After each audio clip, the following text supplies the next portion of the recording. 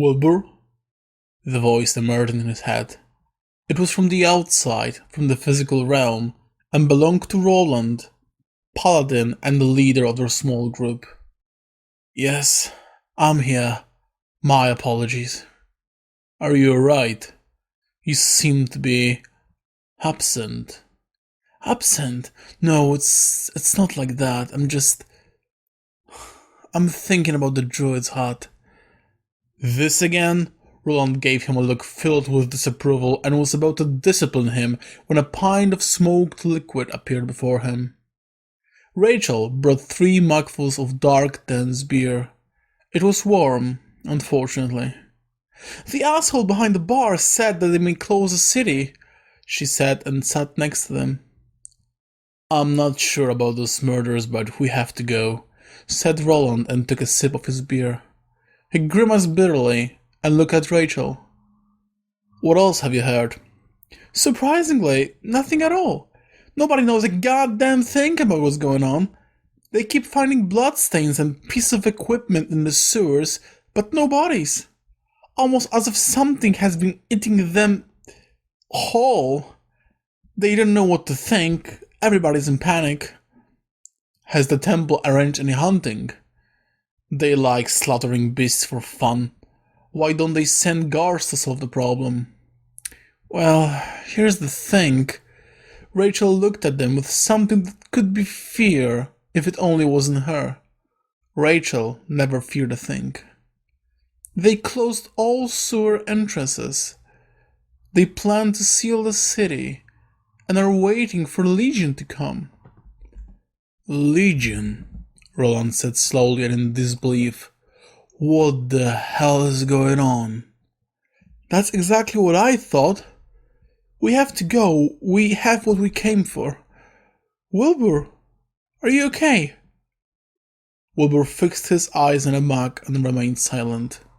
He was thinking about something a lot, and apparently the only thing he was willing to talk about was the druid's hut, where they broke in last night, killed the host, and stole a map leading to an object their employer desired greatly.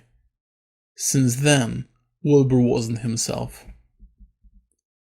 You know what is devouring those people, he said after a silence so long that Rachel was just about to slap him.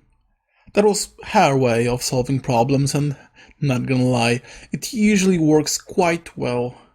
Roland stopped her hand in time, though. What do you mean? Roland asked calmly. There was something in the attic. Something locked. When it moved, it was massive. So, what it's all about? A beast in the attic? Have you seen the gate, Wilbur? No one and nothing has the strength and skills to open it. That's precisely why we did not do so. No, Wilbur said firmly. That was not the reason. We did not attempt to open it because we escaped in fear. You did not want to check what was waiting behind, and no wonder. But the beast is out and is feeding on the people of Shorell. And you feel bad about that? I never suspected that behind those expensive robes might hide an actual heart. How noble of you, Rachel squealed. I care about people less than any of you do.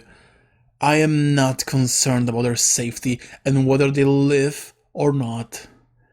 But the beast... I have never seen anything like that. It looks like a demon to me, which is deeply surprising. Druids possess the power to control only one dimension below their own, which is animals. Sometimes plants, depends on druids' preferences. Something like that should come from the lower level. Maybe even from the bottom one. What do you suggest? Do you think that he might not have been the druid we have been looking for? Rachel gathered very precise information about him. It had to be him. Roland sat without a single blink of an eye, constantly gazing into the wizards before him. It was him! How dare you question my information? Rachel's face became purple from anger and, what Wilbur thought, also from fear. And, certainly, It was not a fear of potential mistakes. I do not question them at all, Wilbur answered as calmly as he could. I am pretty sure he was the right person, and the map that we got was the right one. But what he discovered, what he might have been trying to invent, and even more, an object that the map leads to, I'm not sure if that's what we're looking for, or at least not what we are willing to find. They sat in total silence for a while, each of them sipping from their own mugs, and they might have sat like that for an eternity if not for a voice waking them up from their nightmare-like state of mind.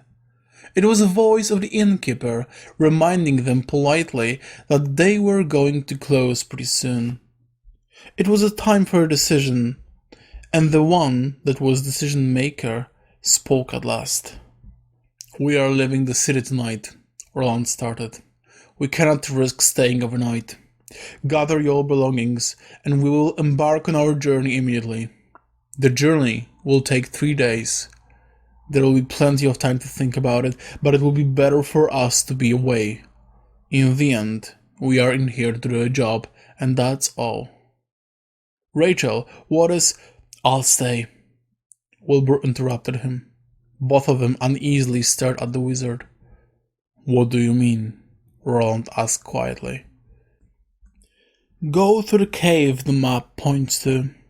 But it is my duty to stay in Shorell a little bit longer and find out about that beast. Whatever that is, and whoever the person we robbed and killed has been, it is most certainly highly related to whatever we are going to find at our destination."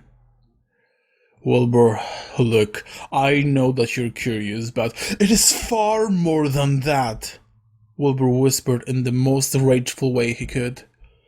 Screaming would do no good to any of them. In the end, there was still a lot of people drowning their sorrows that gloomy evening. "It is about the purpose." "Purpose?" Rachel asked, visibly confused. "What the hell are you talking about? We're in this shit for gold and gold we'll get. I don't give a damn about any purpose shit." "She's right," Roland pointed out with his eyes fixed on Wilbur. "Yeah, you're right, Rachel." The wizard finished his beer, which surprised his companions, since none of them made it to half of their mugs, and they did not see Wilbur drinking his own even for a moment. "We are here for gold, and we will keep going for said gold. And, ultimately, the reasons why I want to stay are also gold-related." "Gold-related?" Roland said a bit too loud. Rachel's hand calmed him down a bit. "Yes. Gold is about wealth.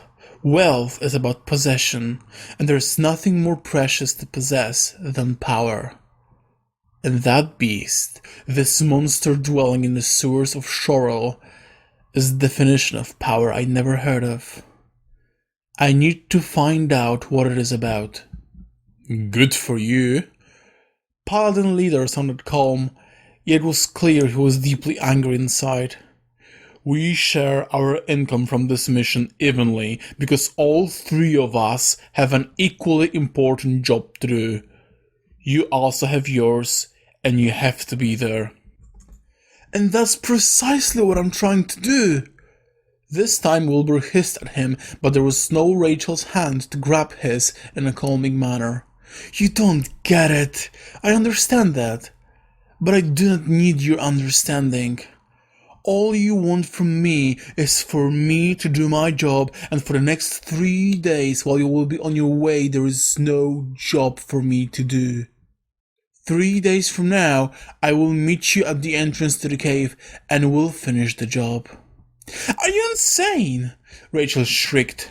She totally lost control over herself. Roland tried to grab her hand, but she tore it out from his grasp.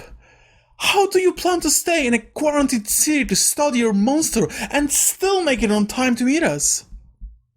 "I'm a wizard," Wilbur said calmly while getting up. "I have my way of doing things. You should go now. I promise to join you. We will not wait for you, Roland stated. No, you will not. I am not sharing a single gold coin with him if he does not show up on time, and I'm not going to wait for his bastard either, Rachel screeched, got up from the table, and left the inn in a hurry. She's right, the black-skinned paladin said, also getting up. If we will not see you in front of that cave 3 days from now, you're out. You will get no share.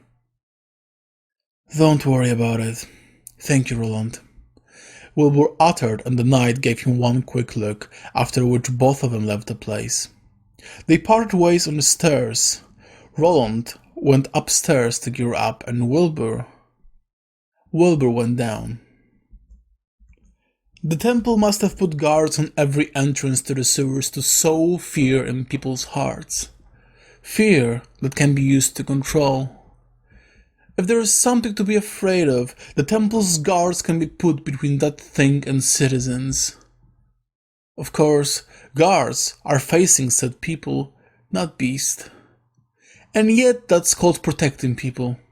You can get beaten up or, if you're unlucky, even killed if you attempt to enter the sewers. And it wouldn't matter how much blood would be spilled, it would still be for our own good. The foreign army has been invited inside for the same reason. That's why Wilbur hated politics and despised people interested or involved in it. In the end, it's always about force being applied to people while telling them that it's for their own good. This got Wilbur thinking about how the beast had entered the sewers in the first place. It's massive, so if it came from the outside, it couldn't just swim through an underground tunnel. It had to enter the city and get access from there. And yet, nobody seemed to see it. And nobody died. So it was massive, incredibly powerful, and deadly silent. The perfect assassin. It also wasn't a problem for Wilbur to get into the sewers. He wouldn't use any commercial access, even if it was proposed to him decorated with red carpet and roast platters. It was the beast itself he feared, and he feared it just as much as he was curious about it. He didn't believe in any form of protection against it. It must have been impossible to hide or run from it. Wilbur had only one solution for himself, and it was just as counterintuitive as any given solution can be. That made his primitive instinct rally even harder. He had to make himself vulnerable, well visible, harmless, incapable even of the most sneaky ways a wizard can use. He has to approach the beast with his hands in the air, and there would not be a knife hidden behind his belt, for the beast would sniff it out for sure.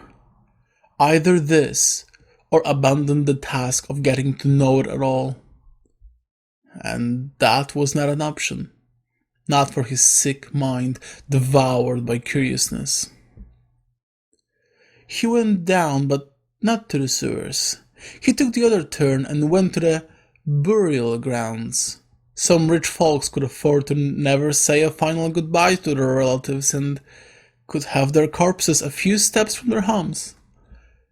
That's what these burial grounds were. How did it all work magically with the temple's famous hatred for everything that is dead?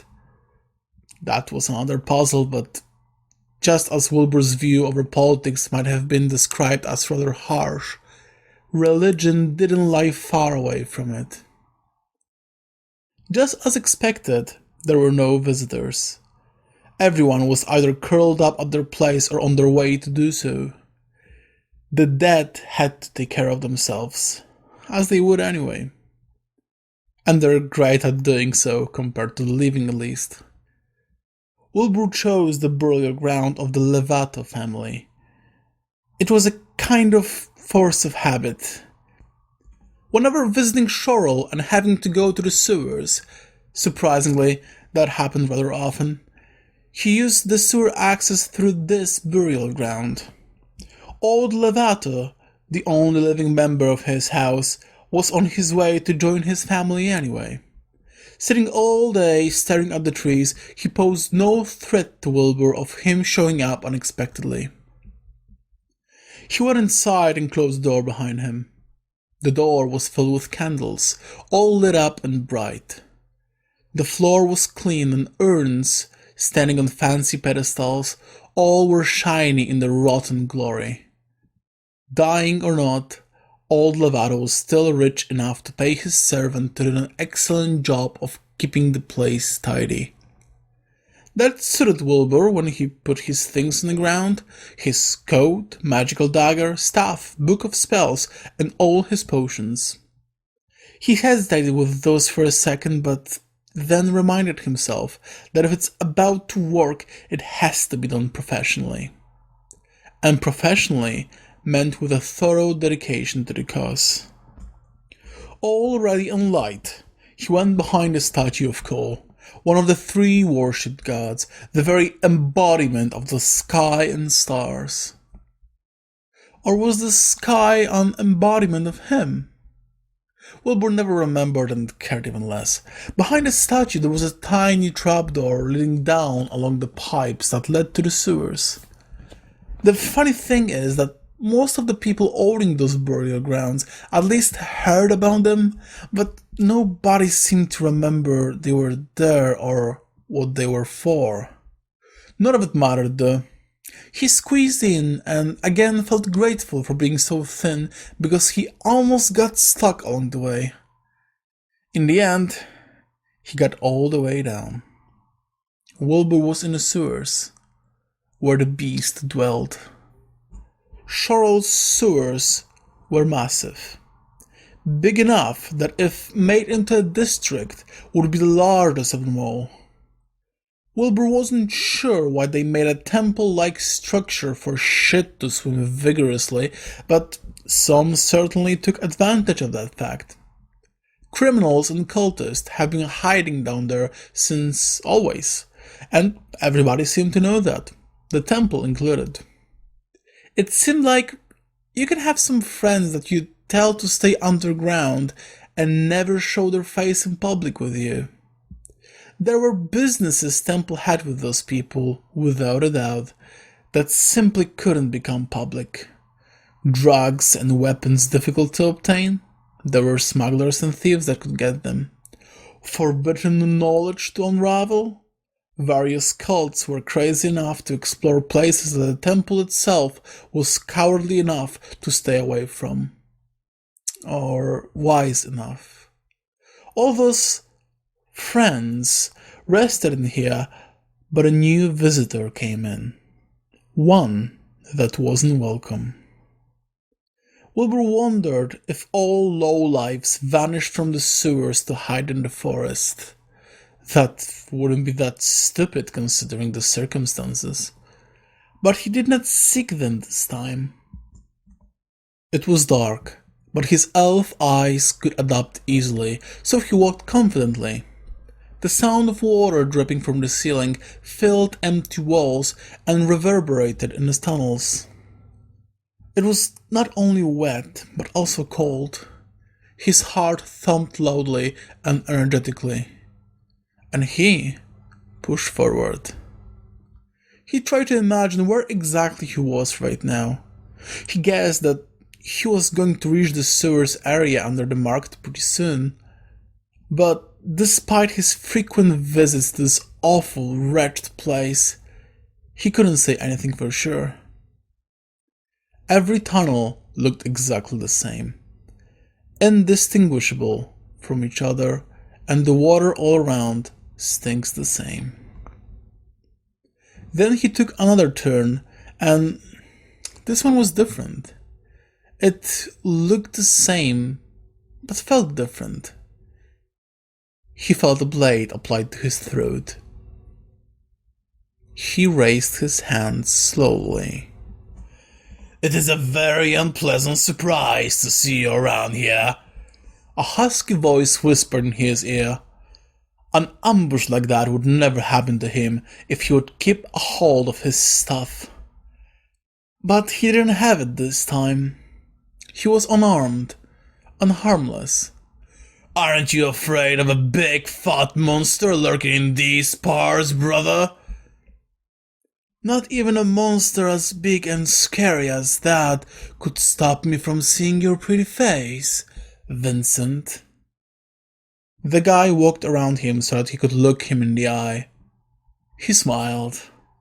Half of his teeth lay scattered around the worst pubs and brothels of the country, the other half begged to be. His face was all covered with bruises and strange stains. His breath was way worse than whatever was coming down those pipes and ending up in the water. Wilbur knew him, of course, as he knew most of the people of his kind. He was a typical smuggler, a guy looking for a shady business around every corner. He was of use to Wilbur once or twice, but mostly he stood in the way. It was possible that he perceived the mate as his foe rather than a friend, but his reasons were totally unknown. It might have been a side effect of whatever he has been taking. "So nice of you," he exclaimed with a little bit too much enthusiasm on his part. "Now, what is a pretty wizard such as you doing in these parts, especially considering such dark times, huh?" "I got a little business going on. Nothing that might interest you, though, I assure you." "Business is always something that might interest your dear Vincent."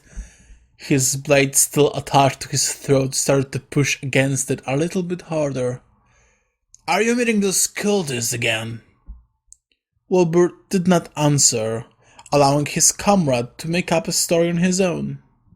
Some people can make a living out of that, and Vincent, in his own way, has been one of those people. Just not everybody has been aware of the stories playing in his head, that's it.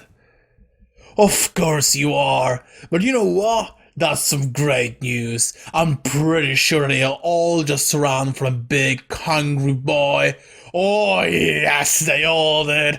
All sewers left alone, abandoned for good Vincent to take and rule like his own kingdom." "Not much change since we have seen each other last time. You're still nuts, my friend." Upon hearing those words, Vincent flipped his blade sideways to not kill Wilbur instantly, and pressed the flat of the blade against his throat while pushing his chest against the wall. "You go with me, wizard," he whispered viciously. "Cult people know you, and if they're still around, you will bring me salvation." "Of course they're still around. They would never abandon their shrines, you fool. They barricaded themselves, waiting and praying to their false gods. Interrupt them, and death will be the only salvation for both of us." Vincent laughed loudly and energetically, like a small child having the time of its life. "So good with words you are. Now mow your ass and go first. We'll see some friends." And in this way, Wilbur, trying to find a horrifying beast lurking below, was captured and enslaved by a stinking madman and his sick plans of getting insanely rich in the worst possible way there is. But there was no other way than to agree and keep going. If he'll be lucky, maybe the beast will eat him and two problems will solve themselves at once. If not, though, it will not be his problem anymore.